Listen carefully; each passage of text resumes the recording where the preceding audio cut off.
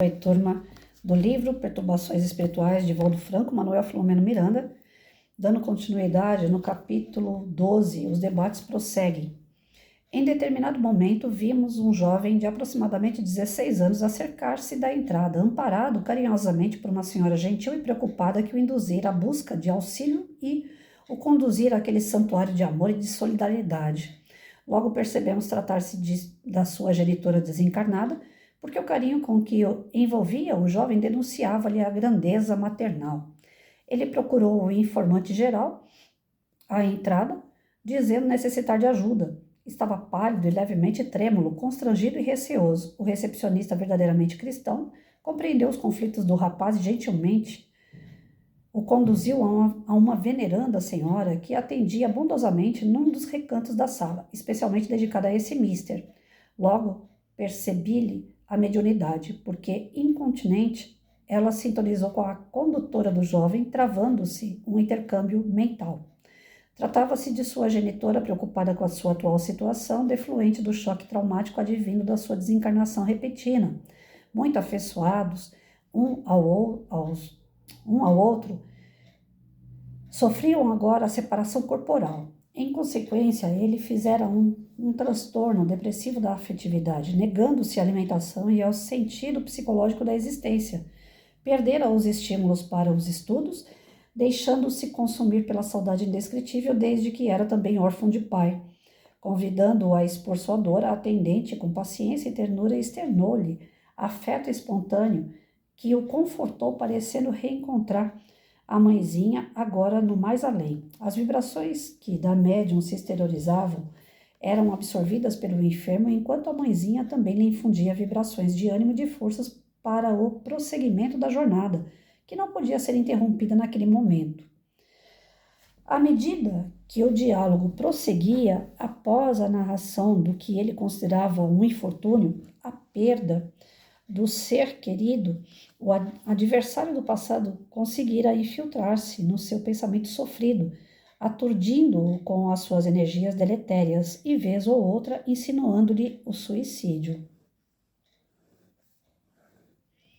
Graças à sua existência, ainda sem compromissos negativos, a mãezinha conseguia diluir os fluidos perversos e inspirá-lo à oração, qual ocorrera naquela manhã em que o levara à sociedade espírita. Depois de uma conversação saudável e rica de esperanças, a assistente aplicou-lhe o benefício do passe, dominada pelo sentimento de amor e de imensa compaixão.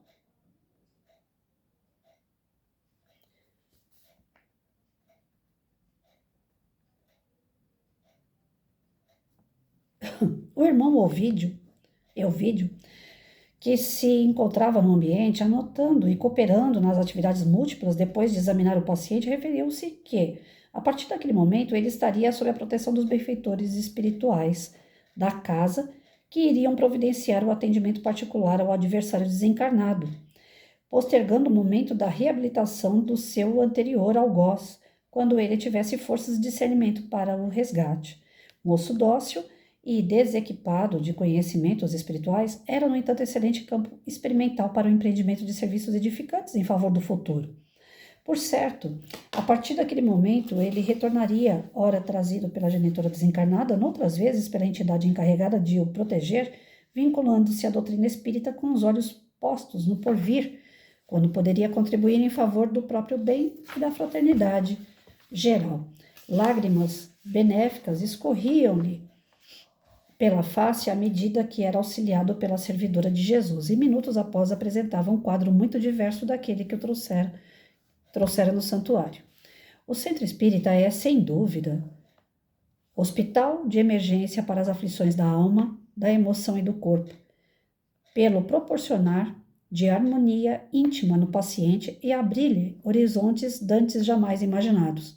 A certeza de que ninguém se encontra a sós, assim como o descortino de oportunidades redentoras ao alcance pessoal, constituem pilares de apoio para a fraqueza e o desconforto moral quando se instala o sofrimento.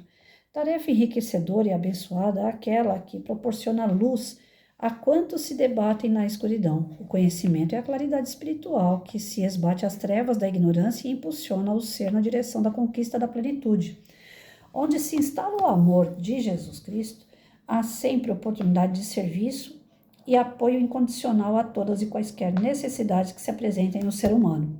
De fato, na sua condição de consolador, o Espiritismo, após enxugar as lágrimas de quem sofre, concede-lhes valores para prosseguir com dignidade, construir o futuro risonho e vivenciar o bem-estar desde os primeiros momentos. Sempre há espíritos generosos e diligentes aguardando sintonia com os vindantes terrenos da mesma forma que os há nas categorias inferiores da evolução.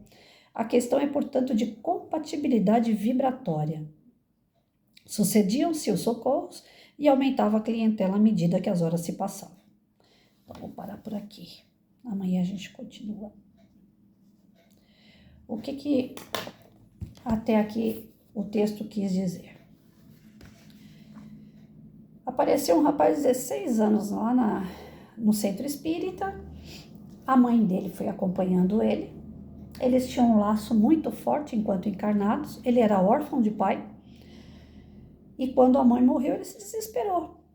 Falou, e agora? A única pessoa que ele tinha já não está mais perto dele. E por não acreditar na vida após a morte, falou, agora estou sozinho, estou desamparado. Perde a vontade, o ânimo de viver, entra num desespero e chegou a pensar em se matar. Através dessas vibrações pesadas, ele adquiriu um companheiro espiritual. Alguém que se comprazia com essa fraqueza dele e que desejava no seu íntimo, já por algumas encarnações passadas juntos e eram inimigos, e desejavam que ele voltasse para o plano espiritual para poder acertar as contas. Quando nós estamos encarnados, o espírito o espírito que nós temos como inimigo de uma vida passada, eles querem estar perto. Eles querem ficar azucrinando a gente. Porque é da índole deles fazer isso. Às vezes nós não estamos na mesma vibração que eles, então eles não conseguem chegar perto. Porque tudo é uma questão energética. Quando você se envolve com pessoas, é uma questão energética, é algo seu, íntimo, que está ligado ao íntimo daquela pessoa. Tem pessoas que se ligam pelo sexo, tem pessoas que se ligam pela inteligência, tem pessoas que se ligam pela fraqueza, pela dor. Então, nós vamos nos ligar às pessoas de acordo com a nossa energia. Muitas vezes eu me questionava assim, poxa, por que eu comecei um determinado relacionamento? A pessoa não tem nada a ver comigo. No meio do relacionamento eu percebi que a pessoa não tinha nada a ver comigo. Mas lá no início a nossa vibração era a mesma, a nossa busca era a mesma. A partir do momento que a pessoa estava saciada daquilo que ela buscava, perdi a graça Patrícia para ela. Saciou, acabou. Era só um desejo, era só uma utilidade da Patrícia na vida daquela pessoa. Então, quando era saciado aquilo que eu podia oferecer, perdi o valor, não queria mais. Aí traía, mentia, enganava. Dificilmente a gente vai encontrar espíritos que realmente têm a ver com a gente. Nós vamos estar junto com os afins. Afins não significa iguais. Afins até que o seu propósito acaba sendo diferente do outro. Quando o seu propósito se torna diferente do outro, aquela afinidade acaba e acaba o relacionamento também. Então eu percebi ao longo da minha jornada que eu encontrei pessoas afins, que em determinado momento a afinidade acabou, que era só naquele período ali. Por mim, eu estaria lá com o marido, desde o começo da minha vida. Mas acabou porque ele tinha que resgatar lá uma dívida do passado e ele foi antes de mim. Os outros que vieram depois, eu poderia ter ficado até o fim. Mas a afinidade foi acabando, eu fui cobrando e não deu certo. Então, quando você se envolve com amigos, com relacionamentos mais íntimos, com família, tem afinidade. É o seu padrão vibratório que bateu com aquela pessoa. Mas em dado momento vai haver separação. Por isso que falam que a vida é como se fosse um trem. Ora, pessoas vão subir na estação, enquanto outras descem. Você está lá sentadinho no teu vagão. Vai conhecer pessoas novas em estações. Outras que você conheceu vão descer em outras estações e você vai prosseguir. Ou você vai descer em uma estação para pegar o trem do outro lado, que vai para outro lado, outro campo, outra mentalidade, superior ou inferior àquela que você estava. Porque é o seu livre-arbítrio, né? Você pode descer da estação e escolher um lugar melhor para ir ou um lugar pior. E as pessoas vão subir e descer na sua vida. Então, aqui o que o menino não conseguiu entender é que a mãe faz parte desse processo de idas e vindas. Ele segurou na mão da mãe como se fosse aquela âncora forte que não deixa ele ir longe, mas que dá segurança. Quando a âncora saiu, ele ficou à deriva, sem aquela força da âncora e sem um norte, porque nunca saiu dali. Então nós não podemos ficar estacionados. Nós não podemos, por isso que Deus não permite que a gente fique sempre no mesmo lugar. Vejam bem, olhem os exemplos que vocês mesmos devem ter. Quantas casas vocês já mudaram? Quantos serviços vocês já mudaram? Às vezes até de área.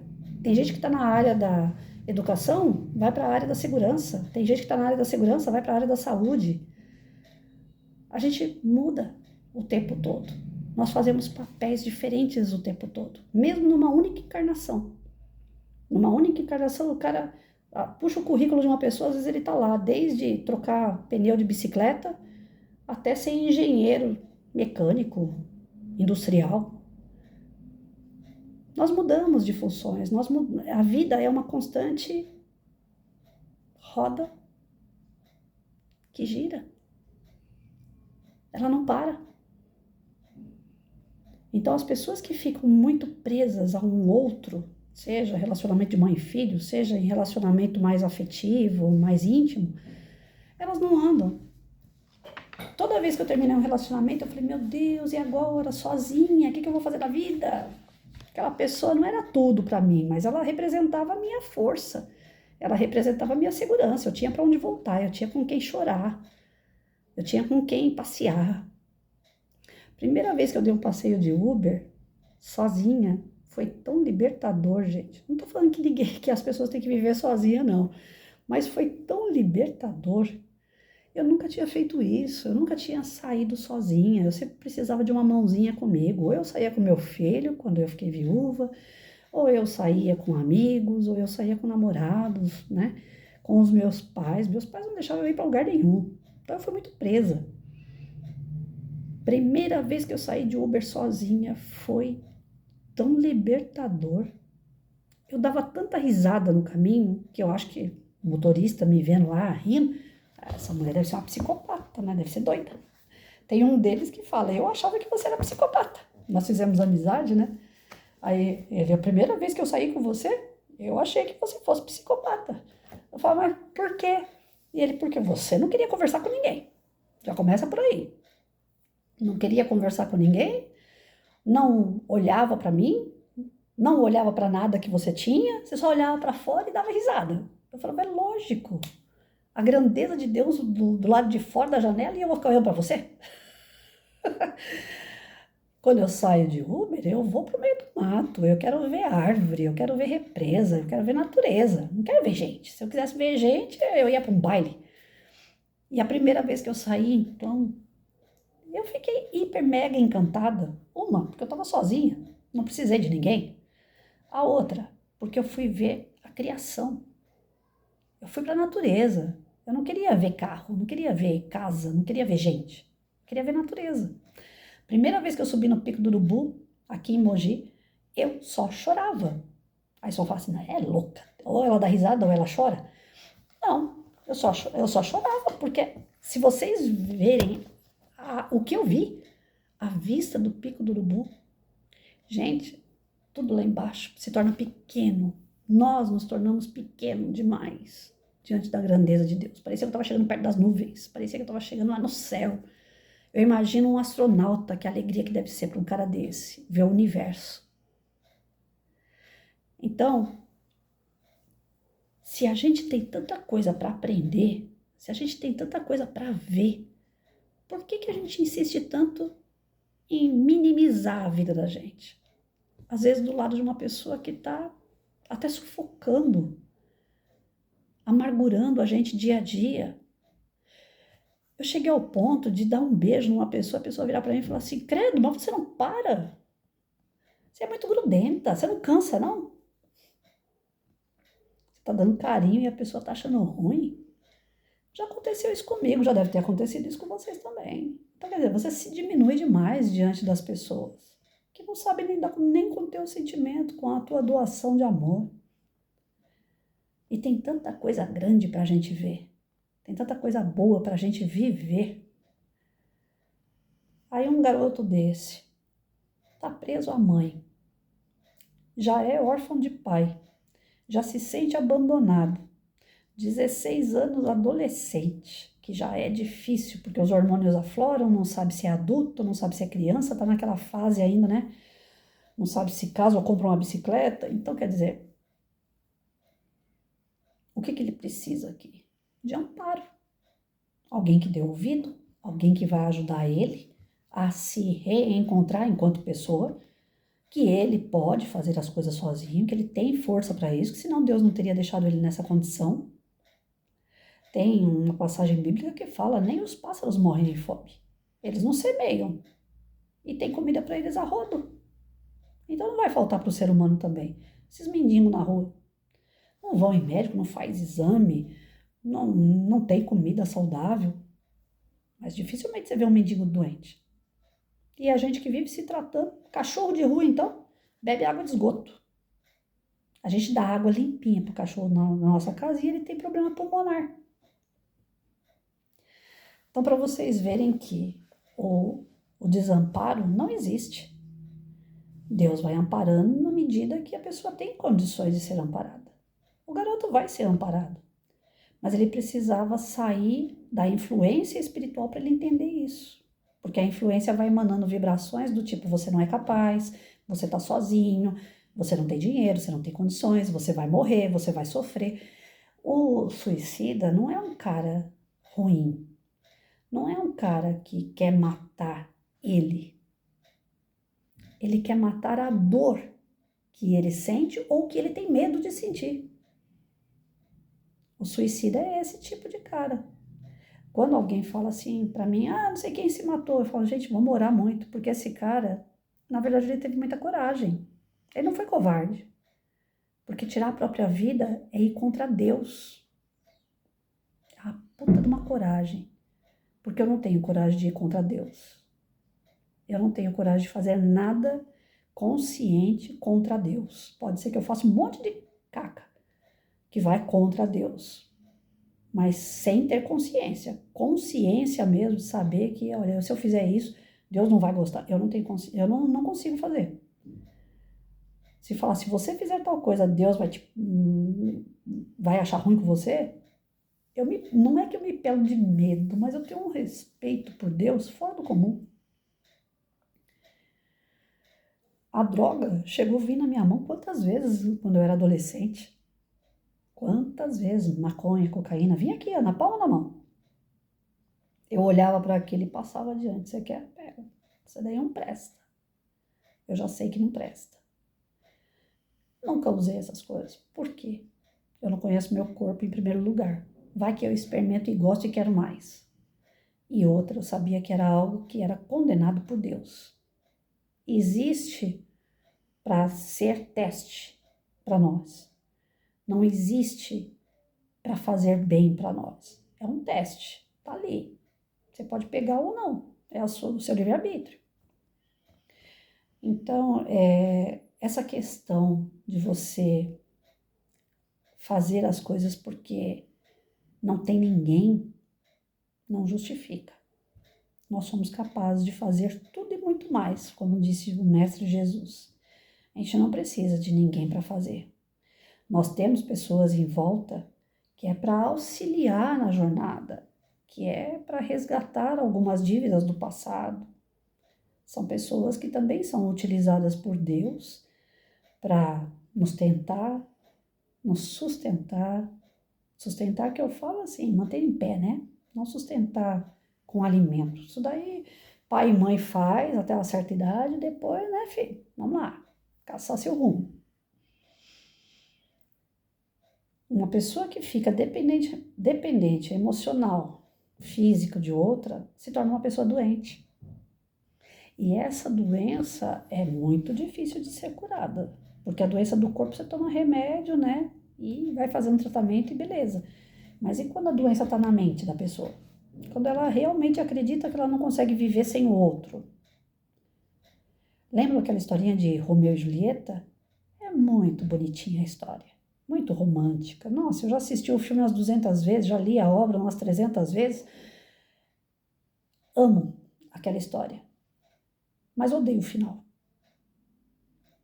Alguém tem que dar um final feliz para aquele casal. Ninguém precisa se matar porque o outro não está junto. Se fosse assim, eu teria me matado quando meu marido morreu. Teria me matado quando eu perdi meu filho, meu primeiro filho. Teria me matado quando meu pai e meu avô foram embora. Já perdi tanta gente que eu amo. Já era para mim ter me matado então um monte de vezes. A gente não tem que parar o nosso tempo por conta do tempo do outro que acabou. E acabou aqui, naquele meio que ele estava. Mas logo ele vai voltar, e vai voltar num outro papel.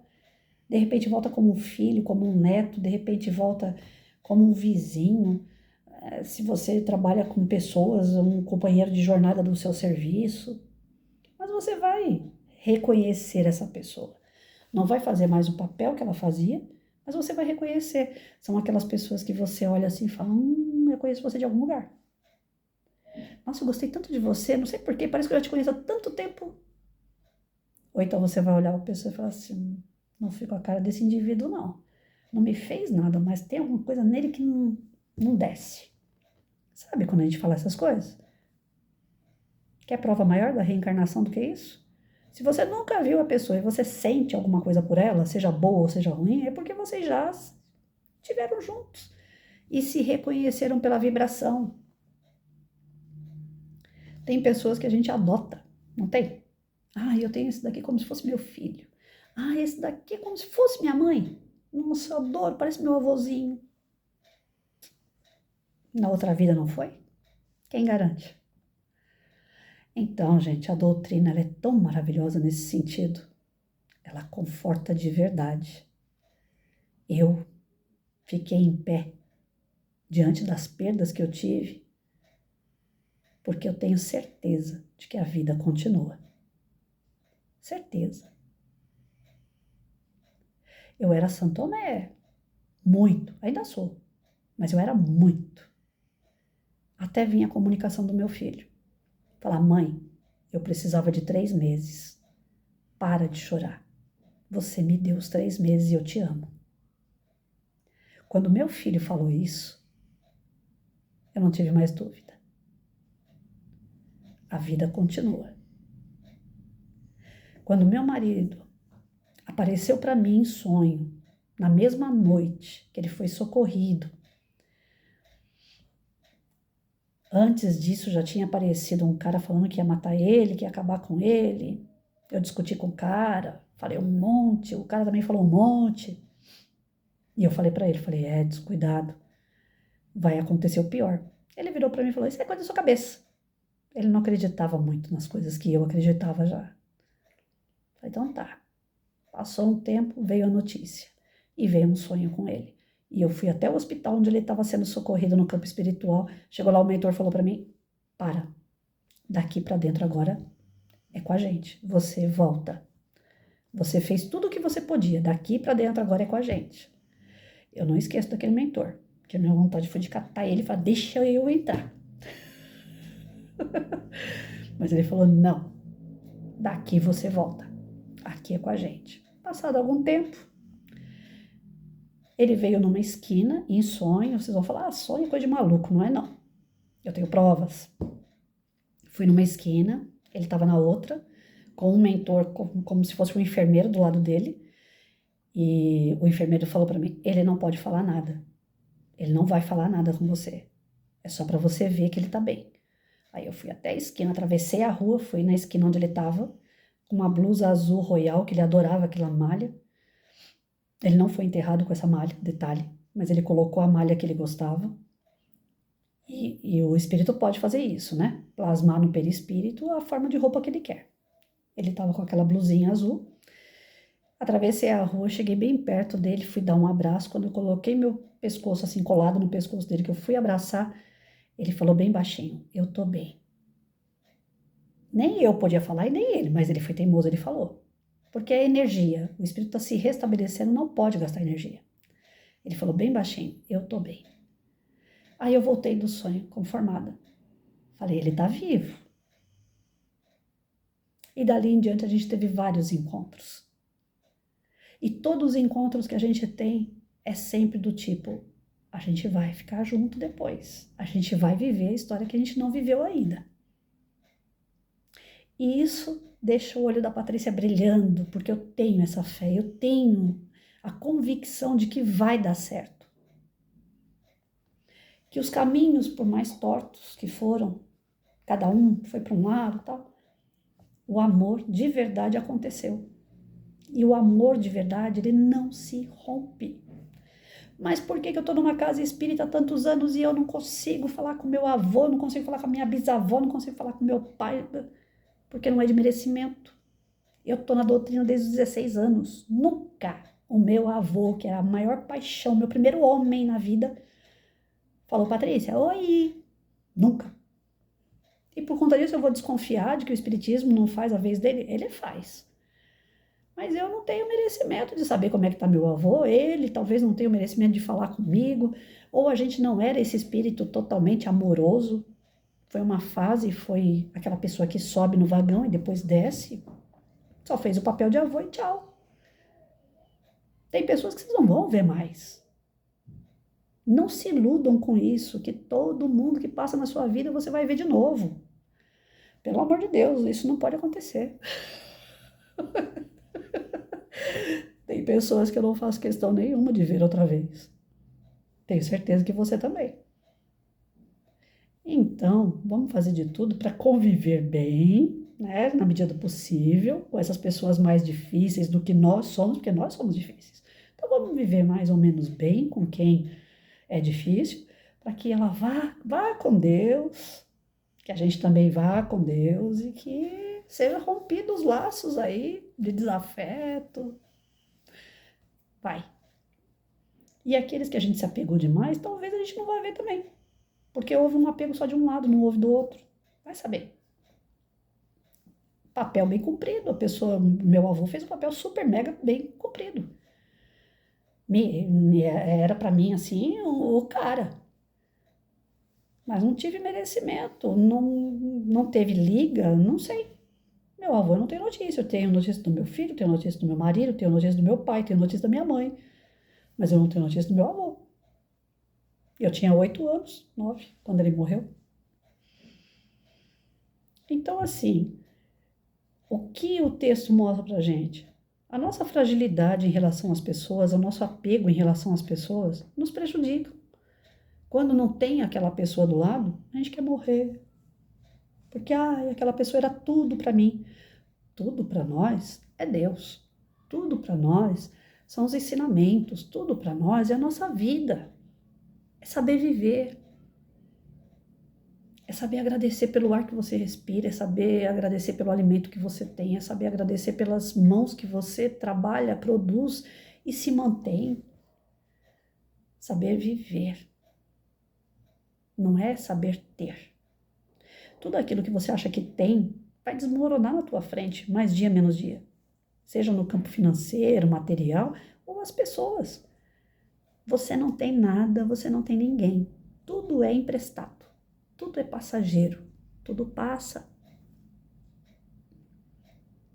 E nessa de tudo passar, a gente fica com o melhor. As lembranças, os ensinamentos. Eu guardo muito foto. Tenho foto de tudo que é tipo que vocês podem imaginar.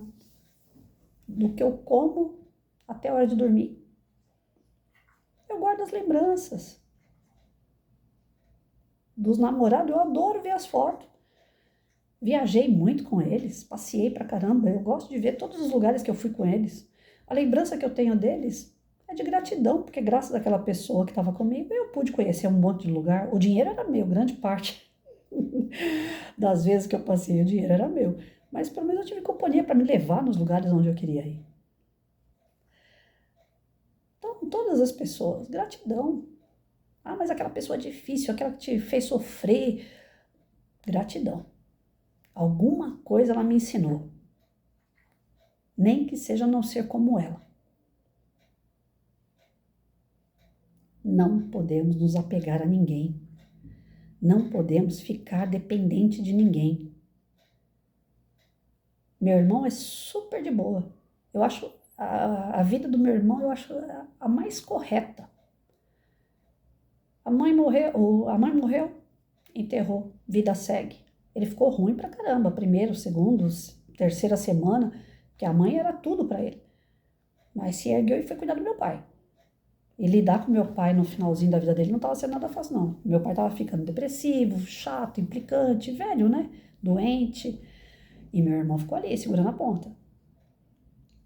Meu pai morreu 2, 3 semanas, passou também lá o luto dele. Vamos lá, vida segue. E quando eu falo com ele, na hora que eu for embora, tem que fazer tal coisa, tem que enterrar, tem que pegar dinheiro, tem que fazer isso, tem que fazer aquilo, ele lida comigo de uma forma hipernatural. E não é porque ele não gosta de mim. Ele tá certo.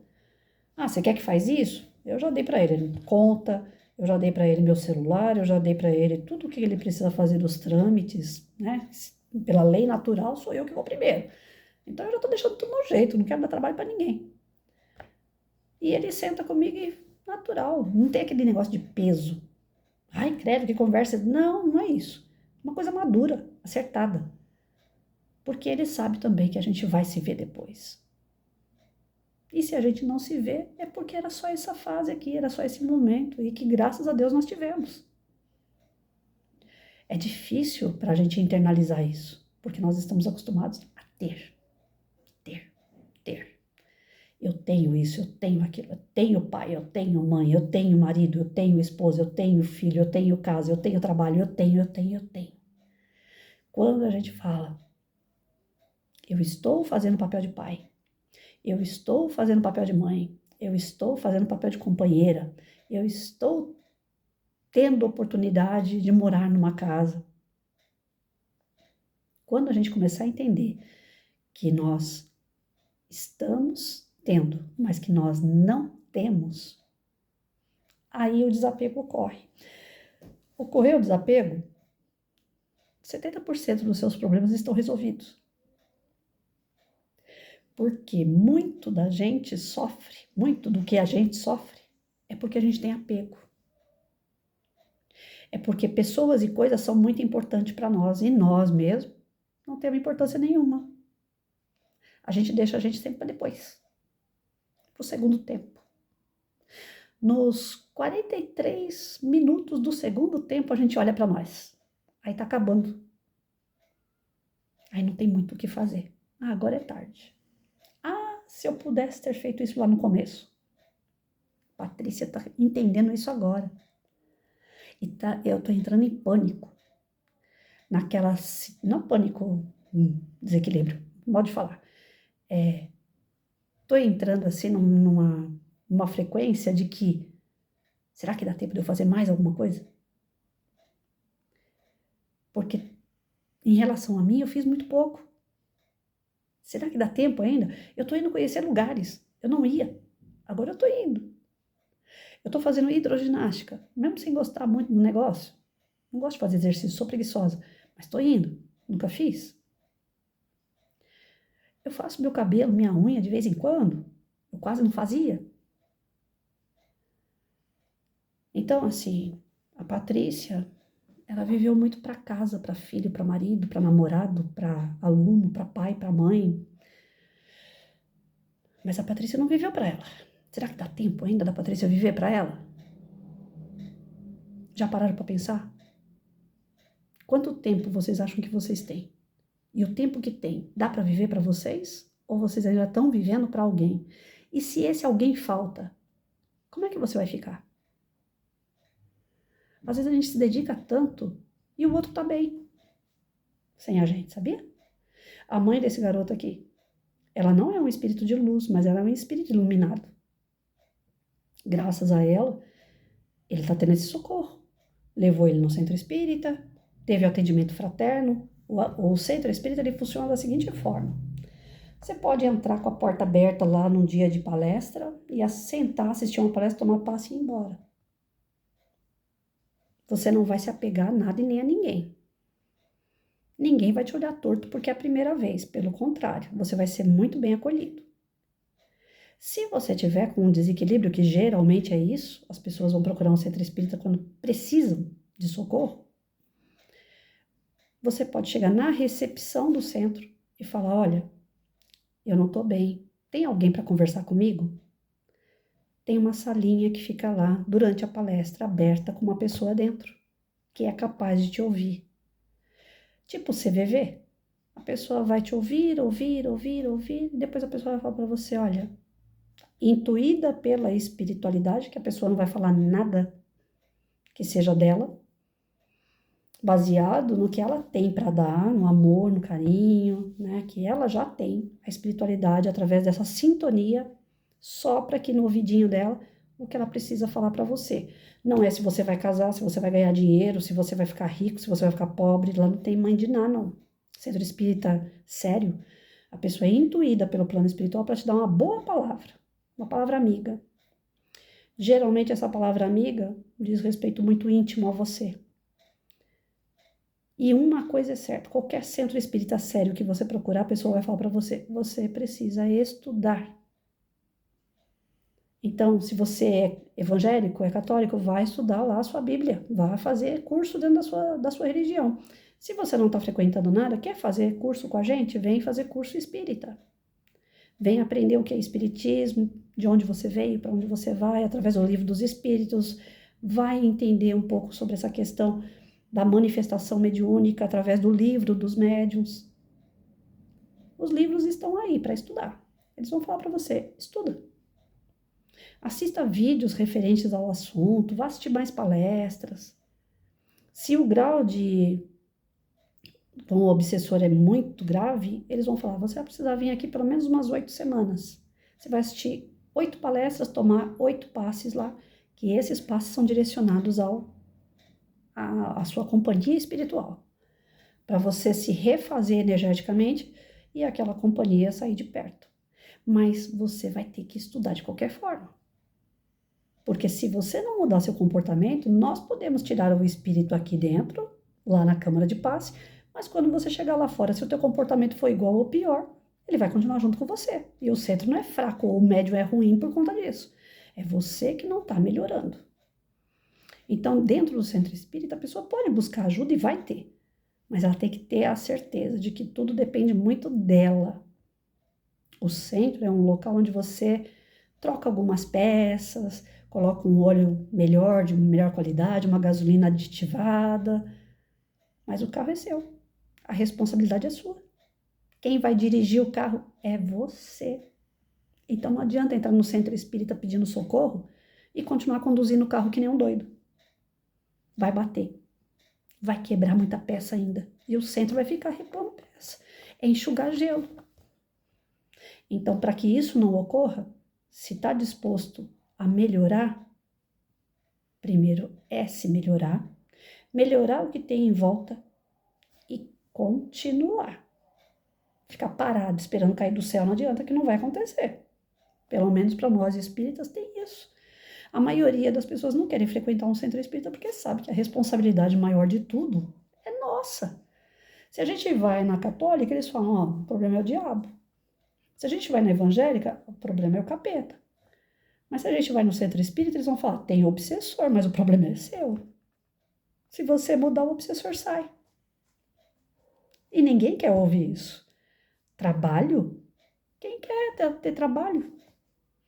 Então, o garoto, ele foi atendido, ele vai ser tratado, o obsessor dele vai ser o próximo passo. Então, aqui foi mostrado que ele chegou, foi na recepção, a recepção indicou o atendimento fraterno, a pessoa atendeu ele, viu que tem obsessor, tomou um passe, no passe energiza ele, equilibra ele e afasta o obsessor. Através da iluminação que é colocado na pessoa, o escuro se afasta. Então, o centro espírita, ele é um hospital do espírito. Mas já viram aquelas pessoas que vão no médico, tomam antibiótico e depois tomam friagem de novo? Então, quem for no centro tem que ir sabendo que vai ter que mudar um pouco a sua conduta. Se não mudar, o que tem em volta também não muda, inclusive o obsessor. Aí ele frisa aqui, né? Aonde se instala o amor de Jesus Cristo, há sempre oportunidade de serviço e apoio incondicional a todas e quaisquer necessidades que se apresentam no ser humano. Então, quando a pessoa começa a frequentar o centro espírita, de início ela quer ler todos os livros, ela quer fazer todas as atividades que tiver dentro da casa. Depois vai gastando esse gás. Essa vontade vai caindo, principalmente se as coisas da vida dela não mudar muito. Aí ela acha que o centro é que é ruim, os médiuns são péssimos, mas não é. Foi falta do quê? Do principal, o amor.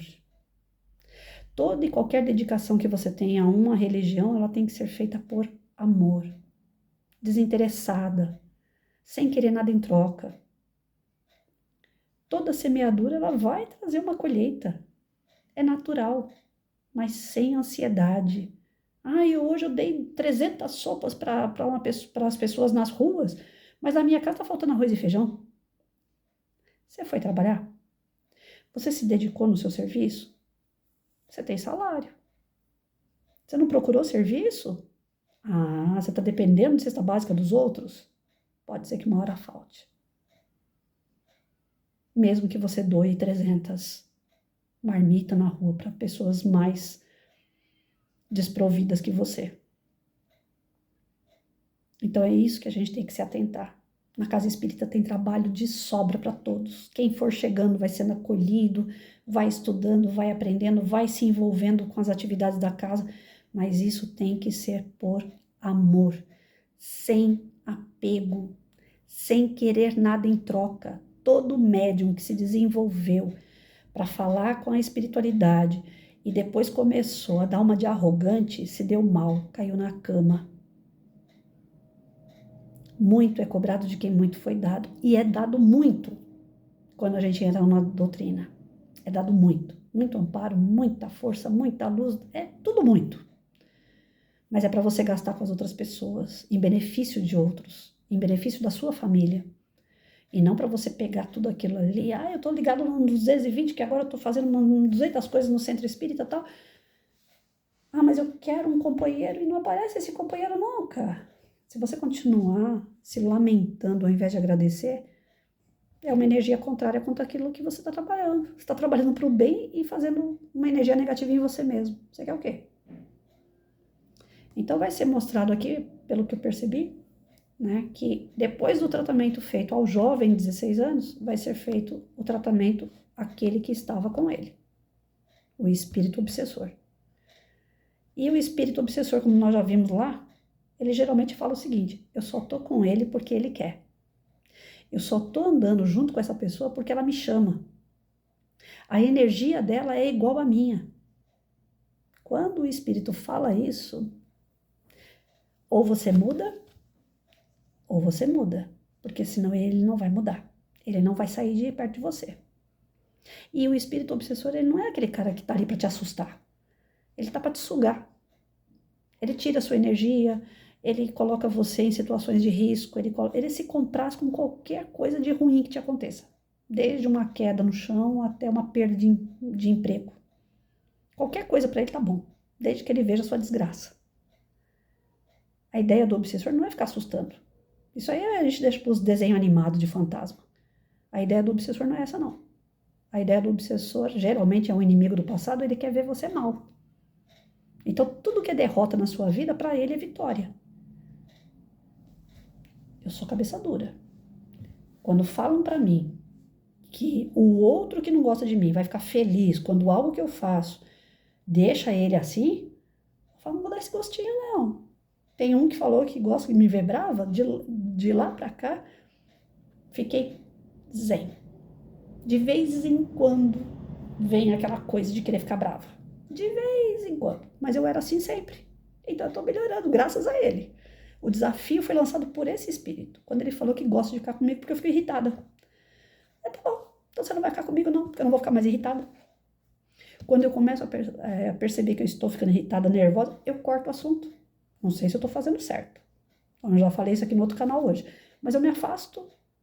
Falo, não, eu gosto daquela pessoa, mas tá me irritando? Então fica aí, quando você estiver de boa, eu também tô, a gente conversa. Mas me irritar você não vai conseguir não. Porque pra mim vai ser ruim e eu não quero que fique ruim. É assim, no bom humor, no conhecimento, que a gente se transforma. Beleza? Ninguém é de ninguém. Nós não temos nada. Nós temos tudo emprestado. Que a gente saiba usar, que a gente saiba aproveitar pessoas, coisas, empregos, vivências, situações. Tá tudo aí para nós. Mas é para aproveitar sem apego. Se tiver apego, a gente tá lascado. Aí acontece isso. Quando um morre, a gente quer morrer junto. E ninguém aqui nasceu colado. Nem os gêmeos univitelinos, aqueles que são colados fisicamente, o espírito é colado junto. Não é. Cada um é um. Cada ser humano, cada espírito é um universo próprio, cheio de bagagem, experiências, de longas vivências, de outras oportunidades reencarnatórias. Aquele que hoje é seu filho pode ter vindo já umas 200.000 reencarnações e você sem. Ele só está fazendo o papel de filho. Você só está fazendo o papel de mãe. Mas ele não é seu. Essa semana eu mandei para o meu filho uma mensagem de SMS, porque ali eu acho que ele não me bloqueou. Oi, eu te amo. Algumas pessoas, se eu falar isso, vão falar assim, Patrícia, você é trouxa, o menino não tá nem aí pra você, ele não fala com você, ele não quer saber de você. Eu sou a mãe, eu tô fazendo o papel de mãe. Do tipo, eu não tô te abandonando, eu amo você. Eu não gosto do que ele faz, mas o meu filho eu amo, É assim que a coisa funciona. Mas eu sei que ele não é meu. E não foi ele sair de casa para eu saber. Desde o princípio eu sabia que ele não era meu. Eu estou fazendo o papel de mãe e vou continuar fazendo. De longe eu continuo orando por ele todas as vezes que eu lembro do nome dele, eu oro. O meu evangelho de segunda-feira é totalmente voltado para ele. E eu incluo o nome de pessoas que precisam de oração também. Mas os meus evangelhos são todos dedicados a ele. Eu estou fazendo meu papel de mãe. Mas eu não vou ficar aqui chorando, me apegando que ele é meu filho. Não, eu estou fazendo o papel de mãe do Rafael. Dói a gente entender isso. Não é um processo fácil de entendimento. Dói também. Mas depois que a gente entende, alivia, liberta. Como aquele primeiro passeio que eu fiz, que eu não precisava de ninguém do meu lado. Fiquei com Deus.